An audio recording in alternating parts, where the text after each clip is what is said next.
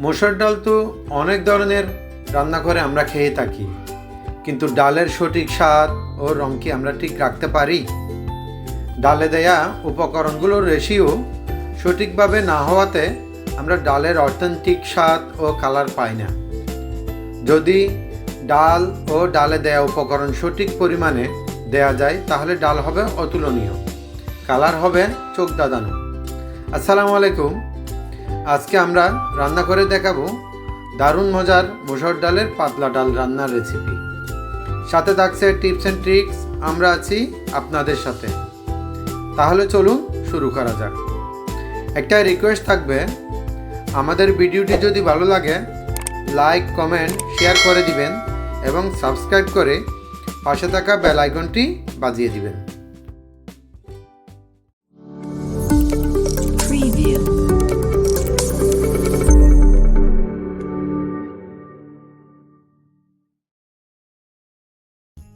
আমি এখানে 1 কাপ মসুর ডাল নিয়েছি। ডালগুলা ভিজিয়ে রাখবো মিনিমাম আধা ঘন্টা। এই সমস্ত উপকরণগুলো দিয়েই আমি ডাল রান্না করব। ডাল রান্নার জন্য নিয়েছি পেঁয়াজ কুচি, টমেটো কুচি, রসুন কুচি, ধনিয়া পাতা কুচি, কাঁচামরিচ ও একটি ডিম।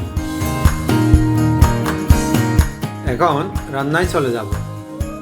একটি হাঁড়িতে ডালগুলা দিয়ে দিব। দেখেন, আমি ডালগুলা আধা ঘন্টা ভিজিয়ে রেখে ভালো করে ধুয়ে পরিষ্কার করে নিয়েছি। ডালগুলো দিয়ে দিলাম।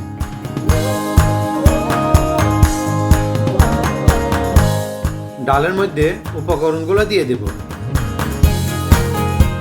এখানে 1 কাপ পেঁয়াজ কুচি নিয়েছি, একটা বড় সাইজের টমেটোর অর্ধেকটা নিয়েছি। যদি টমেটোর সাইজ ছোটো হয় তাহলে একটি দিয়ে দিবেন, আর এর চেয়ে বেশি দিতে যাবেন না, তা না হলে ডালের স্বাদটা পরিবর্তন হয়ে যাবে। 4-5টা কাঁচামরিচ দিয়ে দিলাম। বড় সাইজে 4-5 কোয়া রসুন কুচি দিয়ে দিয়েছি। ডালের মধ্যে আমি অল্প পরিমাণে হলুদ গুঁড়া ব্যবহার করব। হলুদ গুঁড়া দিয়ে দিচ্ছি আধা চা চামচ।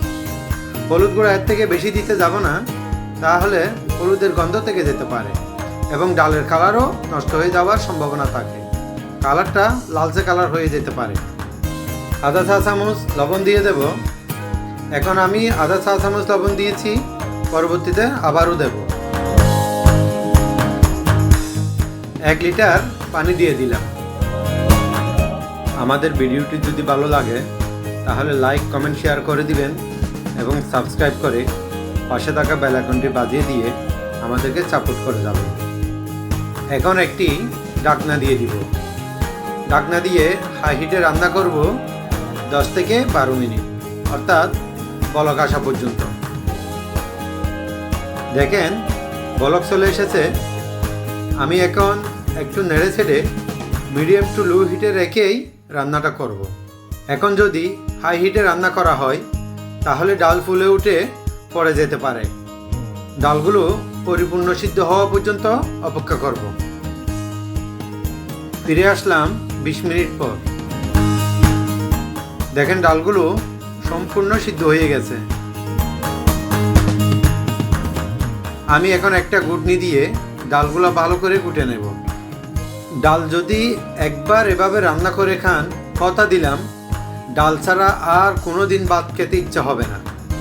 অসম্ভব মজাদার এই ডালের রেসিপিটি প্রতিদিনের খাবারের মেনুতে অবশ্যই রাখতে বাধ্য হবেন। ডাল ভালো করে গুটে নিয়েছি। দেখেন, একটা চামচ দিয়ে দেখেই দিচ্ছি ডালগুলো কতটুকু স্মুথ হয়েছে। এই পর্যায়ে আরও 1 গ্লাস পানি দিয়ে দেব। পূর্বে 1 লিটার পানি ব্যবহার করেছিলাম, এখন আবার 1 গ্লাস দিয়ে দিলাম। আমি এখানে একটি ডিম দেব।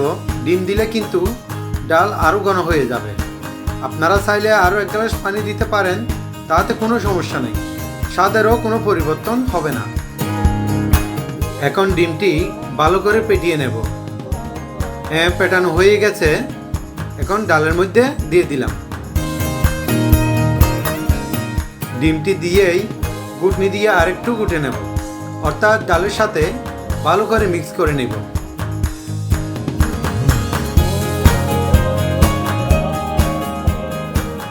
ভালো করে মেশানো হয়ে গেছে।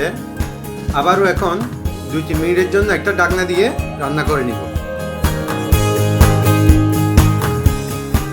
3 মিনিট পর ফিরে আসলাম। হয়ে গেছে আমাদের ডাল রান্না। চারিদিকে কাচিয়ে কুচিয়ে ডালগুলো একটু নেড়ে ছেড়ে দিলাম। এখন দিয়ে দেব স্বাদ মতো লবণ, দিয়ে দিলাম সামান্য পরিমাণে ধনিয়া পাতা কুচি, কাঁচাই কুচাই দিয়ে দিলাম। একটু নেড়ে ছেড়ে দিয়ে এখন একটা বাগার দিয়ে দেব। বাগার দেওয়ার জন্য আমি একটা পাতিল বসিয়ে দিয়েছি। রান্নার তেল দিয়ে দেব 3 টেবিল চামচ মতো। তেল কিছুটা গরম হয়ে আসলে দিয়ে দেব 2টো তেজপাতা, দিয়ে দিলাম 3টি শুকনো মরিচ। শুকনো মরিচগুলো দিয়ে একটু নেড়ে ছেড়ে দিলাম। দিয়ে দেব 3-4 কোয়া রসুন কুচি। রসুন কুচিগুলা আমি ব্রাউন করে ভেজে নিব।